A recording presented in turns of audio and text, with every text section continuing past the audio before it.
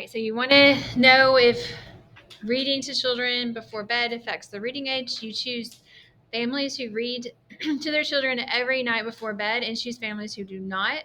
You record the age the children in each group begin reading on their own and compare. So what do y'all think? Observational study or experiment? So observational study, you didn't change anything that these people were already doing. You just observed what they were doing and studied it. That's an observational study. Right, and then for B, a group of college students is interested in knowing if heckling affects a pitcher's performance. During a scrimmage, each pitcher pitches one inning with normal crowd noise and one inning with heckling. Then the number of balls and strikes thrown are compared. What do y'all think? This was an experiment. They like inserted heckling into the situation, so that makes it an experiment.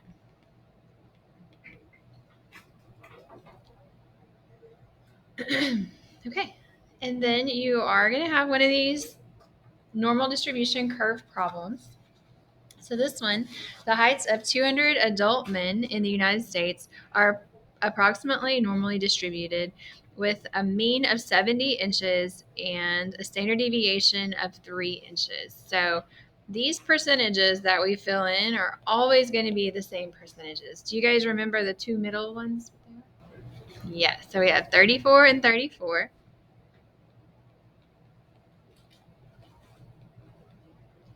And then as we go out, it's 13.5,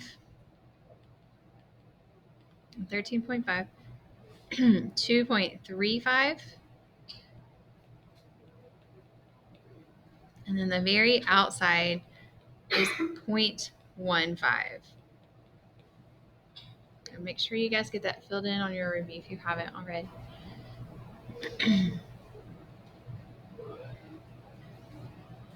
Okay, and then the numbers that we put under the number line changes from problem to problem, but what do we always put in the middle? Yes, we're going to put the mean. In this case, it is 70. So we're going to put 70 in the middle because that is the mean. So if you don't remember that, you might write yourself a note that the mean goes in the middle. And it always, it'll say it in the problem. You have to be given this information to be able to do it. Right, and then what do we do with this standard deviation of 3? You add it. So going to the right, you're going to add that 3 each time. And then going to the left, you're going to subtract it.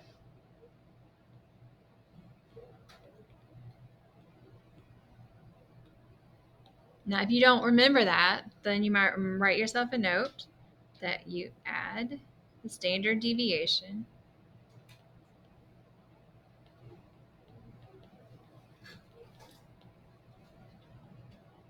And over here, we're going to subtract.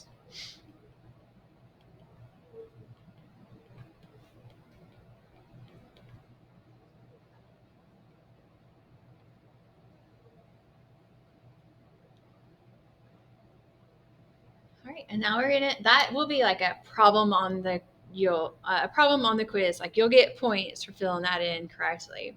You'll also get points for answering the questions about it correctly. And so A asked, what percent of men are between 70 inches and 76 inches tall? So what we do is we find those two numbers, 70, 76, and then we're just going to add the percentages that are between those lines.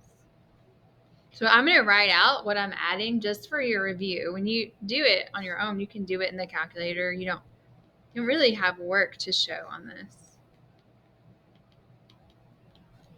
All right, so we added those together, and the answer is 47.5%.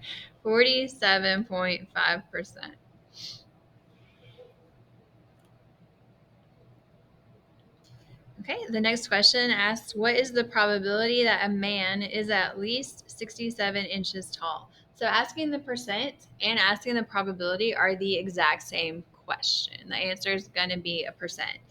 And you guys this year seem to be doing a little bit better with what at least and at most and all that means. But at least 67 inches that means 67 or more.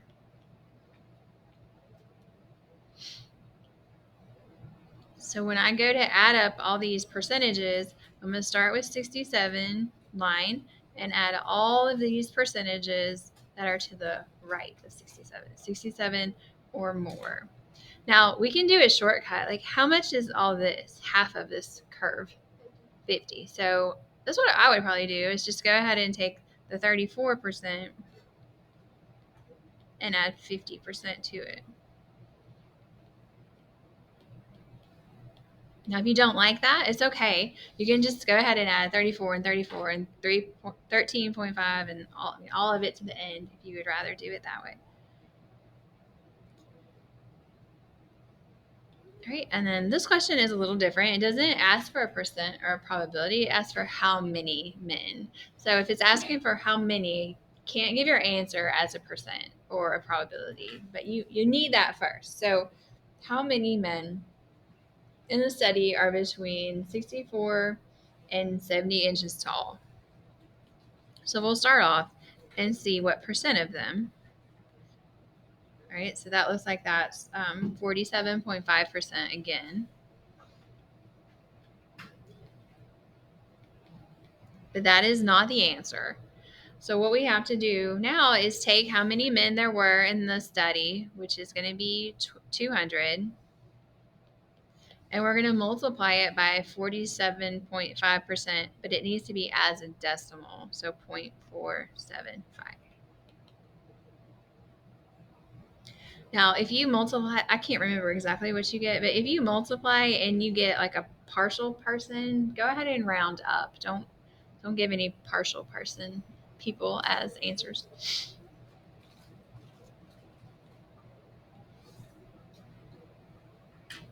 All right, and then you'll also have one like 3 where you don't have a curve. You're gonna have to draw your own curve. So on this one, it tells you that the expected human lifespan is normally distributed and has a mean of 72 years with a standard deviation of 10 years. Approximately what percent of humans live longer than 92 years? So I'm actually not going to fill out the whole thing. It won't be wrong if you do. I'm not grading it on this question. I am grading it on number 2, but this one is just for you. So if you wanted to draw the whole curve, it's fine. It's completely up to you. But I'm going to just focus on what I need to answer this question. And really what I need is to get to 92. And so I know I'm going to put the mean in the middle. And then I'm going to add the standard deviation until I get to my 92 that I want. I don't know why I wrote 95. I'm sorry. Sometimes I draw my 2's upside down, I guess. All right, so I have my 92. I want to know what percent is 92 or more. So what I'm going to need are these two percentages. These two percentages. All right, and then when I add that, it's 2.5% of all humans live longer than 92 years.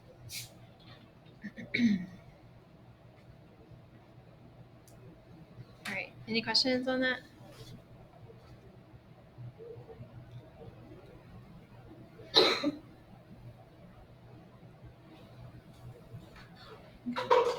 Now, the next question is pretty much just a calculator question, but it's going to have 3 parts to it.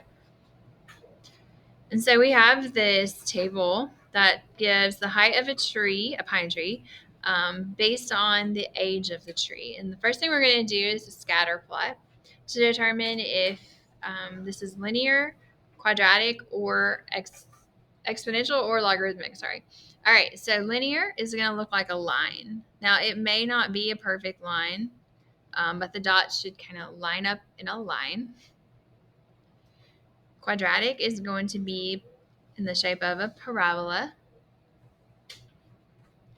Exponential should be flat on one side and then kind of steep on the other side. And then logarithmic is in the shape of a logarithm, looks like that.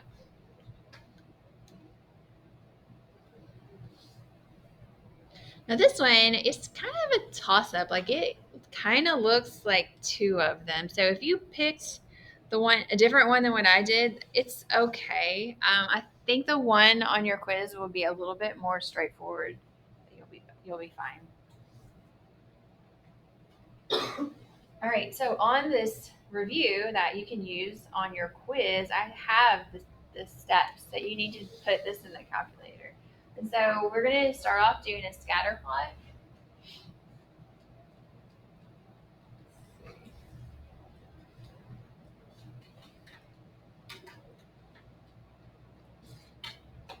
All right, so first thing we need to do is enter the data. And so to do that, you're going to hit Stat. And when it comes up, you're going to choose Enter on Edit. Right now, I already have it from my last class in here. Yeah. So if you haven't done this yet, it might be a good idea to practice it right before the quiz. But what we do is we put the X values in list 1 and the Y values in list 2. Right, and then we need to turn a scatter plot on. And so to do that, you're going to hit second and then y equals, and then hit enter on 1 and enter on on. Now, if you're using your calculator, if it hasn't been reset in a while, it might already be in there. So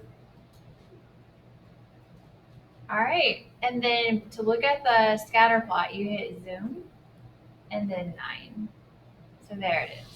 And it's kind of a toss-up. Like I could kind of see it being a logarithm shape, but this one is actually, I think, more likely to be linear. Now, if you mess it up on your review, it's okay. Like I said, I think the one on your quiz will be a little bit more straightforward.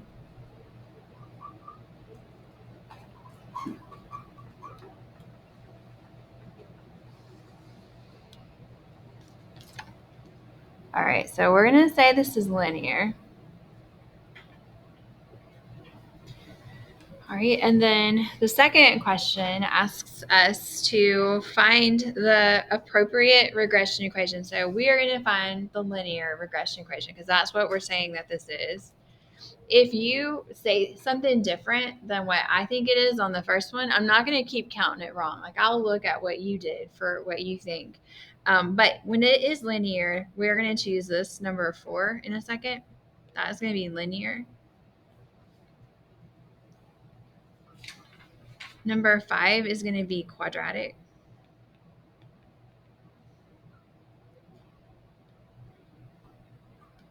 Number 9 is going to be logarithmic. And 0 is going to be exponential.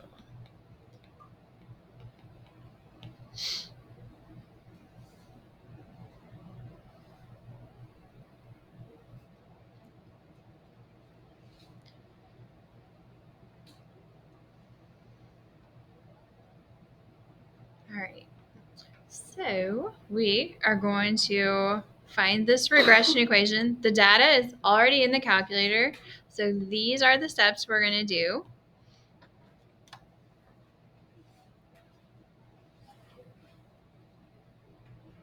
All right, so the first one says to hit stat, go over to calc, and then we're going to choose the appropriate one, which we just said if it's linear, we're going to choose 4. And then we're just going to hit enter, enter, enter a bunch of times.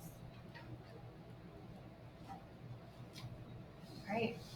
And it'll give you like this generic form of the linear equation, and it tells you what to put in for A and what to put in for B.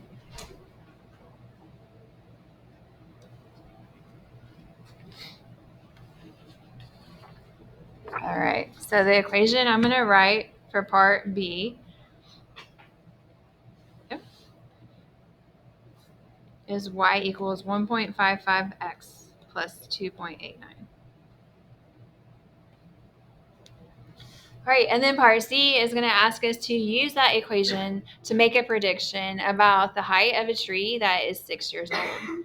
And so what we'll do is we'll just take it and we're going to put 6 in for x. Right, and you can just type that in the calculator. I trust that you can do that without me showing you. You don't have to worry anything about the y equals. If that confuses you, you can just forget about it.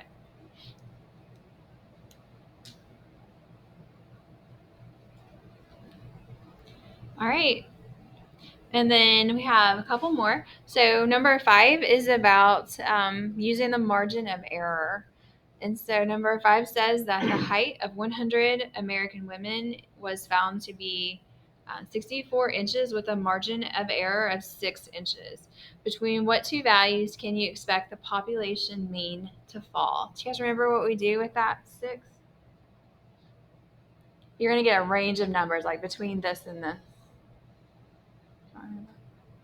We're just going to take it and we'll subtract it from 64. So subtract it from the mean, which gives you 58 inches.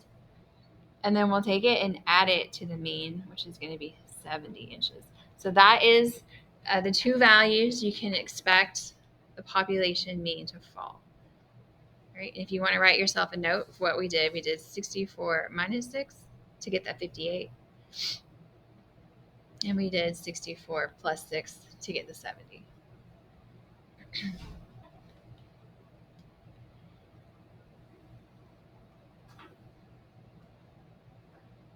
Okay, and then this last one is a lot like probability. So we have a sample of 11 eighth grader, not eighth, sorry, a sample of 11th graders were asked their favorite music genre, and the results are recorded below. And the question is, what is the estimate population proportion of the least preferred genre?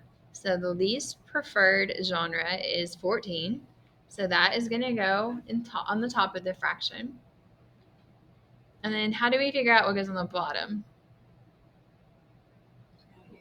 Good. You just add all those together. So when you add that, you do get 98. And if it was probability, I would just leave it like that. This one tells us to give it rounded as, or a decimal rounded to 2 decimal places. So in your calculator, you would type 14 divided by 98 and then round it to 2 decimal places, which is going to be 0.14.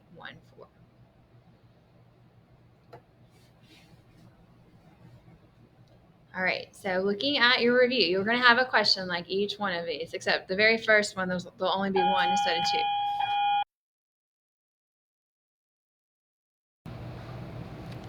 So there'll only be one of question 1, but everything else is almost exactly the same. So is there something you want me to talk about again real quick before your quiz? Does anybody need to see any part of the notes? Yes. Yes. Number 6? Yes.